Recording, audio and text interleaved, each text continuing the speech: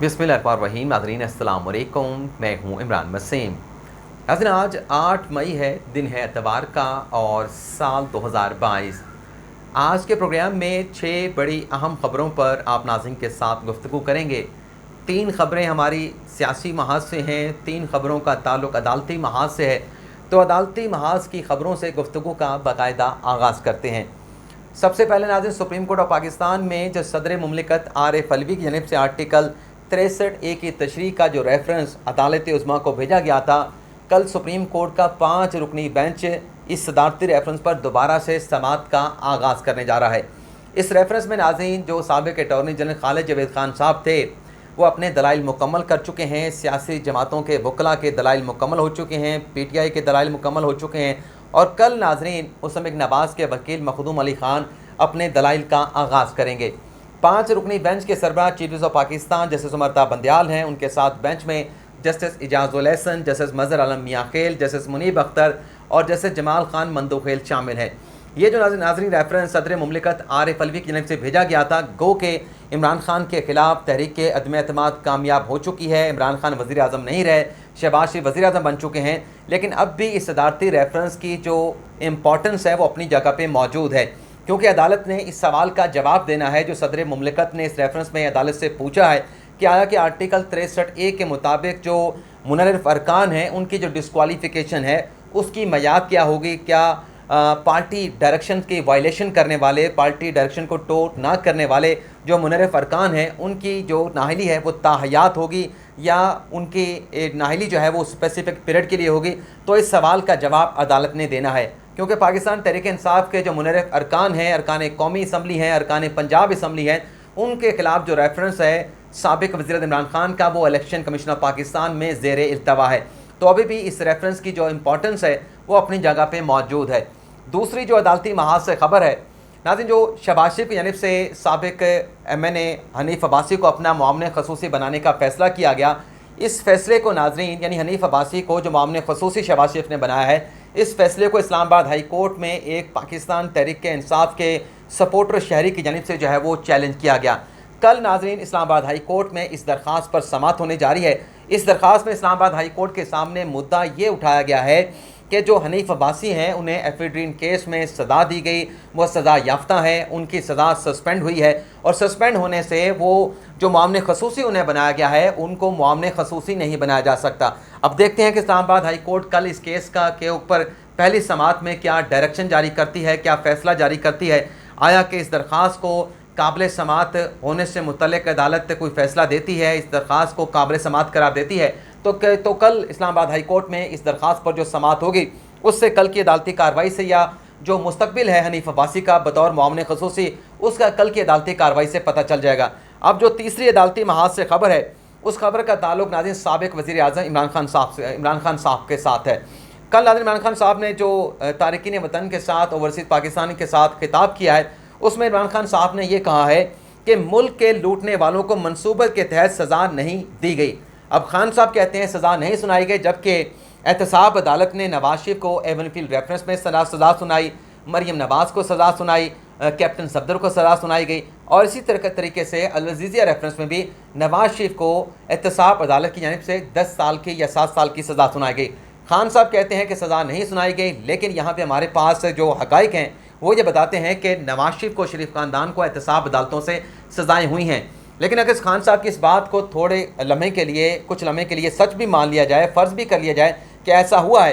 तो अगर ऐसा कोई मंसूबा था तो चीफ जस्टिस गुलजार अहमद ने मुल्क में एहतसाब के निज़ाम को एक तेज़ तर बनाने के लिए नई 120 अदालतें कायम करने का हुक्म दिया था। खान साहब खुद वज़ीर आज़म थे, उनकी अपनी हुकूमत थी, उनका अपना वज़ीर कानून था, तो क्या वजह बनी कि 3.5 सालों में जो हुक्म जो है ग़ालिबन फरवरी 2020 में दिया गया और फरवरी 2020 से लेके खान साहब के ख़िलाफ़ अदम एतमाद मार्च 2022 में आती है, तो 2 सालों तक खान साहब ये 120 अदालतें बनाकर जितने भी करप्शन के लोग, करप्शन के जितने भी रेफरेंस थे, जिन भी सियासी शख्सियात पर करप्शन के इल्ज़ामात लगाए गए, अगर खान साहब ये फौरी तौर पर चलें 120 नहीं 30 अदालतें कायम कर देते तो ये तमाम जो रेफरेंस थे इनके आज फैसले हो चुके होते कि आया कि ये रेफरेंस ठीक बनाया गया है, इन रेफरेंस के अंदर कोई सब्सटेंस था, कोई सबूत नहीं थे, तो इन रेफरेंस के फैसले हो चुके हो गए। हो चुके होते। लेकिन चूंकि खान साहब तो एक सियासी फ़ायदा हासिल करना चाहते थे, खान साहब ने वज़ीर कानून से कहा कि आप 30 अदालतें बनाने के हवाले से बस कागजी कार्रवाई का आगाज़ करें। और चीफ जस्टिस जो हैं गुलजार अहमद रिटायर्ड हो गए, उनके बाद चीफ जस्टिस ममता बंदियाल आ गए और आज तक वो 120 एहतसाब की अदालतें कायम ना हो सकी। तो अगर कोई मंसूबा था तो उसको नाकाम बनाने के लिए अदलिया ने खान साहब को मौका दिया था, तो खान साहब को इस मौके से फ़ायदा उठाना चाहिए था। और अगर कानून में किसी जगह पे सुकम मौजूद थे, उन कवानीन को दुरुस्त करना, उन कानून के अंदर जो सुकम थे उनको दूर करना खान साहब की जिम्मेदारी थी। अब खान साहब कहते हैं हमारे पास मेजोरिटी नहीं थी, तो मेजोरिटी ना होने के बावजूद खान साहब ने 3.5 साल ऑर्डिनेंस जारी करके काम चलाया है। तो अगर ऐसा कोई लकुना किसी कानून में मौजूद था तो यहाँ पर भी ऑर्डिनेंस जारी कर दिया जाता। खान साहब ने तो ऐवान सदर में आरिफ अलवी साहब ने एक बाकायदा तौर पे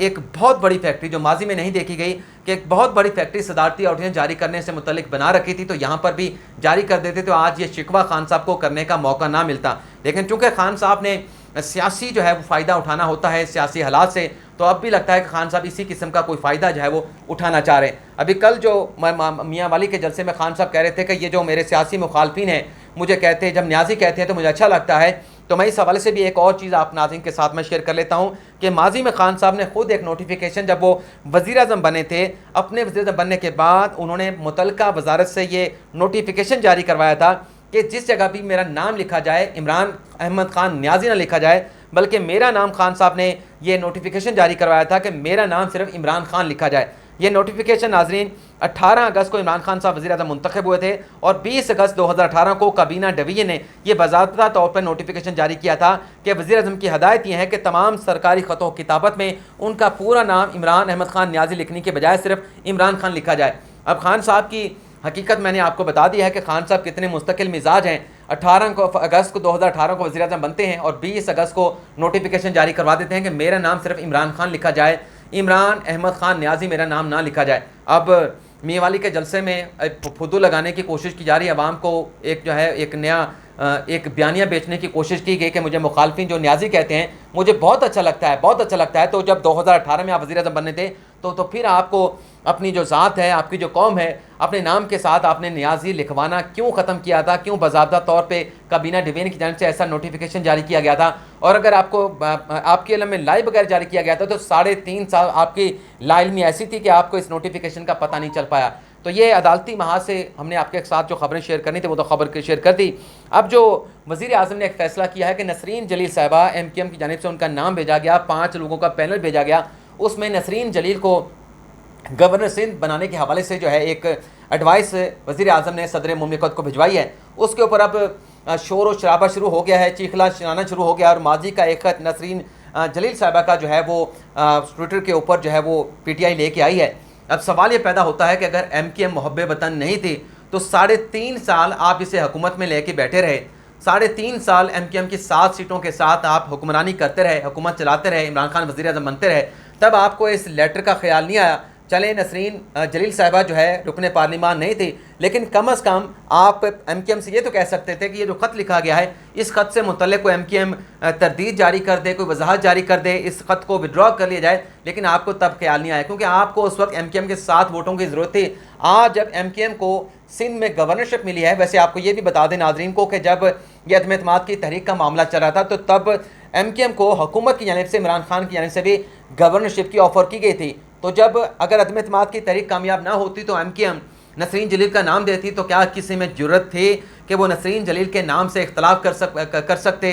या नसरीन जलील को गवर्नर सिंध बनाने से इनकार करते? कभी ना करते, क्योंकि अब MKM ने बना दिया है, अपना नून लीग ने बना दिया, हुक्मरान इत्तेहाद बना दिया है। तो कीड़े तो निकालने अब इमरान खान की जमात के रहनुमाओं का फ़र्ज़ बन चुका है कि हर फैसले में जो है हमने कीड़े निकालने हैं। अब आप देख लें कि जो बार बार बात की जा रही है कि लोड शेडिंग ख़त्म नहीं हो रही, लोड शेडिंग जो है वो दोबारा बहुत ज़्यादा शुरू हो चुकी है। तो नून लीग वो जमात है, जब वो हुकूमत में आई 2013 से लेकर 2018 तक उन्होंने पाकिस्तान में अंधेरों को ख़त्म किया, पाकिस्तान में बिजली के लोड शेडिंग को ख़त्म किया, नए कारखाने लगाए, किसी की खुशामद नहीं करा, ये हक़ाइक़ मौजूद हैं। और इस बात को आके PTI ने खुद हुकूमत में तस्लीम किया कि नून लीग ने अपनी हुकूमत में इजाफी बिजली बनाई, इतनी बिजली बना के गई जिसकी ज़रूरत नहीं थी। तो अब देख लें कि लोड शेडिंग शुरू हुई और लोड शेडिंग के ऊपर मौजूदा हुक्मरान इत्तेहाद को क्रिटिसाइज़ करना शुरू कर दिया गया। लेकिन अब जो डेवलपमेंट हुई है वो डेवलपमेंट आज ये है कि कल जो चेयरमैन वापडा थे मुज़म्मिल हुसैन, साबिक आर्मी चीफ हैं जनरल रिटायर्ड मुज़म्मिल हुसैन, उन्होंने इस्तीफ़ा दिया अपने ओहदे से और आज उस इस्तीफ़े को वज़ीर-ए-आज़म शहबाज शरीफ ने एक्सेप्ट कर लिया। इसमें नाज़रीन ज़राए की जानिब से खबर दी जा रही है जो मीडिया के ऊपर चल रही है, उसमें यह बताया जा रहा है कि मुज़म्मिल हुसैन साहब जो एक अचानक से